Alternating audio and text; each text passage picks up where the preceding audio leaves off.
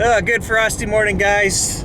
We are driving out to Dad's today. I want to give you guys a bit of an update on his place. As most of you know, it caught fire the other night. Dad and the dog are okay, they're fine. The house is a write-off. It has caught fire 2 more times since the original night. And yeah, they pumped like 8 pumper trucks full of water into this place and it was still catching fire 2 days later. So the house is a write-off. So I'm gonna give you guys an update today. We're gonna drive out there and we're gonna take a look. I haven't seen the house, so it'll be a surprise and a shock to me as well. I grew up in that house, so kind of makes me a little bit sad, but it's got me thinking about other things. And in this video, I'm gonna update you guys and give you my thoughts on stuff. Literally, stuff.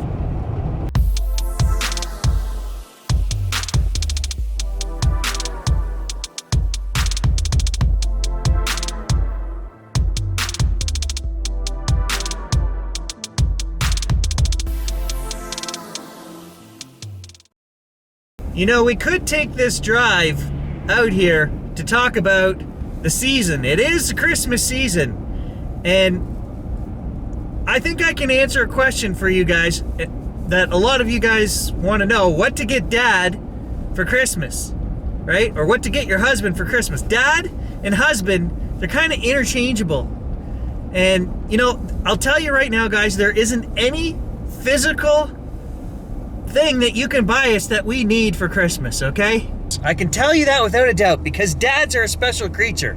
If there's something we need, we've already bought it. Okay, back in June, when that socket set went on sale, I bought 2 of them. Because I'm organized, I'm on the ball, and I'm not taking a chance that 10mm socket, which always disappears, is gonna leave me stranded when I'm working on the snowblower in 2 feet of snow. So there isn't anything physical you guys can buy us. You know what dads and husbands want for Christmas? Spend some time with us. For the love of Dad, spend some time with the old guy. My kids are teenagers now, gonna be 14 and 17. They're great kids, they are. I just don't get any time. I get a good morning, Dad, love you as they're heading out the door for the bus, but they don't have time to spend with me. So that's what for Christmas, you know, I buy my kids board games every year. I buy something that we can do family time. That's what I want for Christmas. There isn't anything you can buy me, but you can give me your time. That is what this dad wants for Christmas.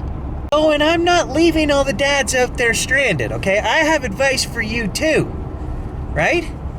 If you're gonna buy your wife a vacuum for Christmas, and I may have, make sure it's a good one.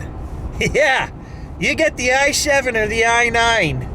Yeah, the vacuum that, you know, it empties itself. The only thing it doesn't do is change its own diaper. The bag, it doesn't change it. So every second month, you tell one of the kids to go change the bag. That is the vacuum to get your wife for Christmas. Trust me.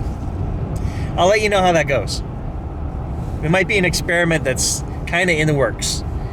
Have I ever given bad advice in the past? I'm gonna say no. So I don't want this video to be all doom and gloom, even though my dad's house burnt down and that's what we're going to check out. You know, we're going to make the best of the season. He's fine.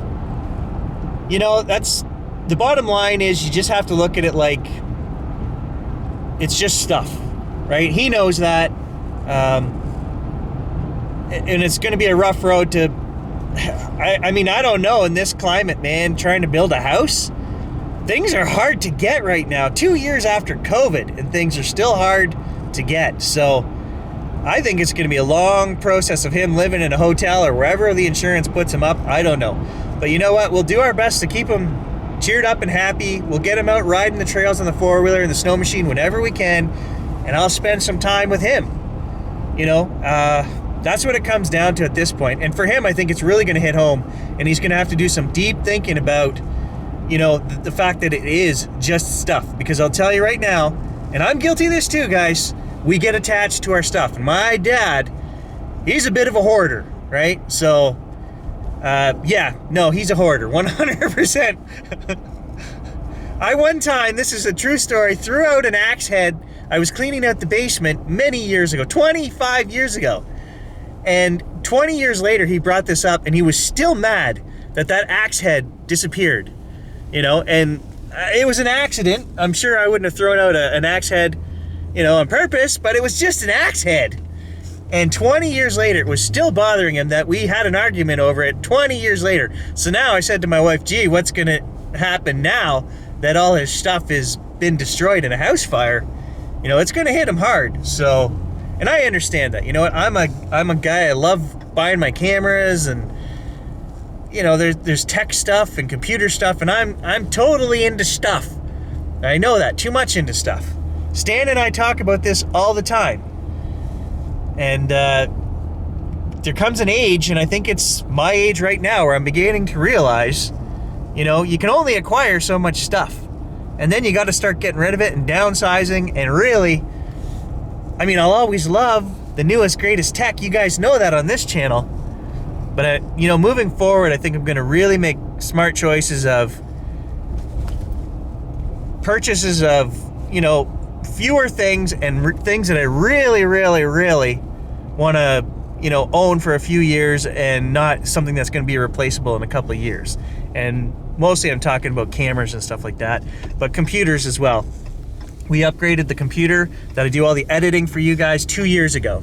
And I was very tempted to upgrade again this year, but there's no need to, you know, and it's kind of a sickness. This is the society we live in.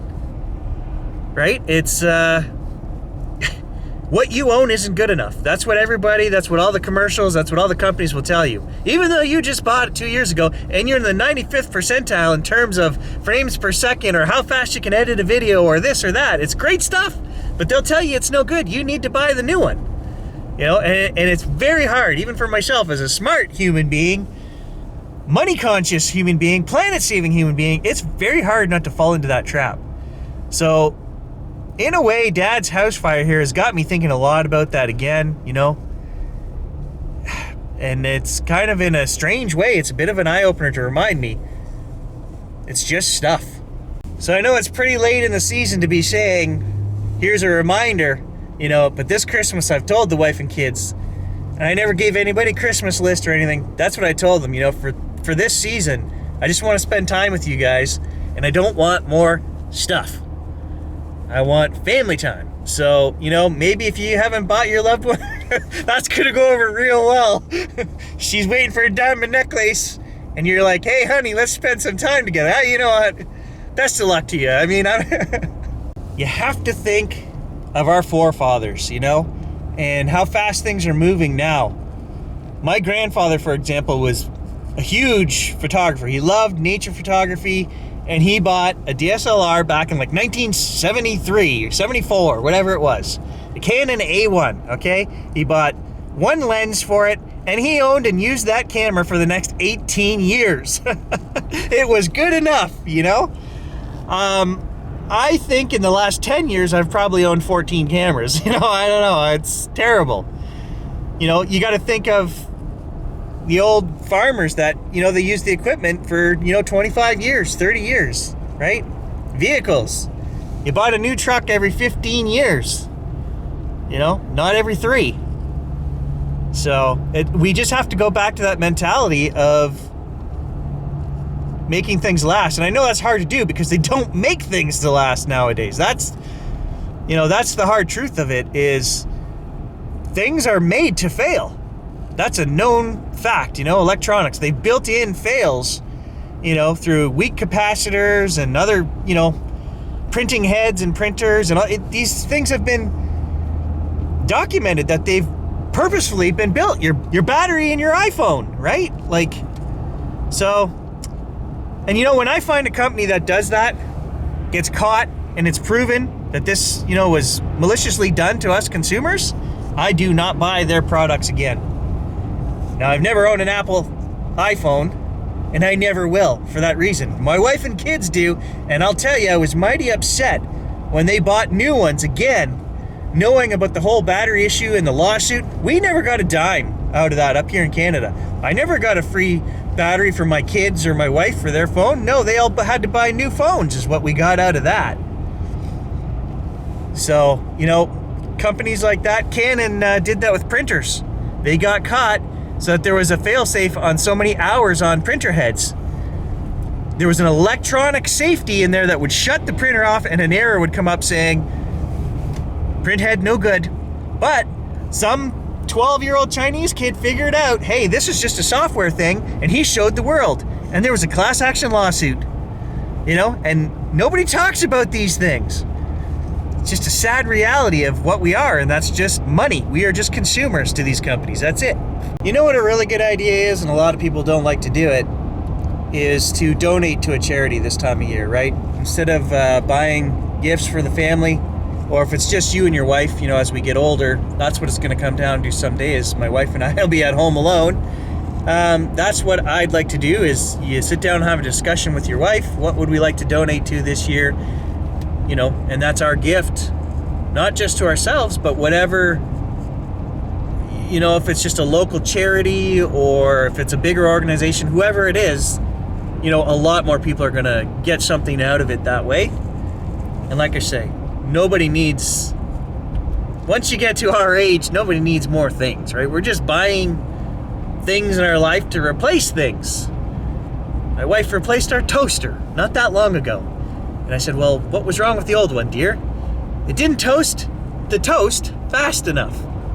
But I gotta be honest, guys, she never timed how long it took, and I can pretty much guarantee you the new toaster doesn't toast any faster than the old toaster. And it's not any better, but it's just one of those things. We also got a new kettle, a new fandangled thing with lights on it that you gotta push the button more than once to get it to boil. I find it frustrating. I like the old one. You plugged it in, you flicked the mechanical switch on the bottom, and it worked. You knew when the water was done because the switch clicked itself off. There was no lights, no temperature gauge, and just newfangled stuff. I'm starting to show my age. And if you're gonna donate large sums to charities, don't tell your kids about it, because that's their inheritance you're spending. Oh, the old man is here.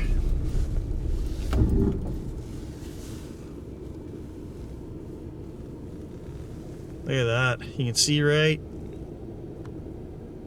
out the back window.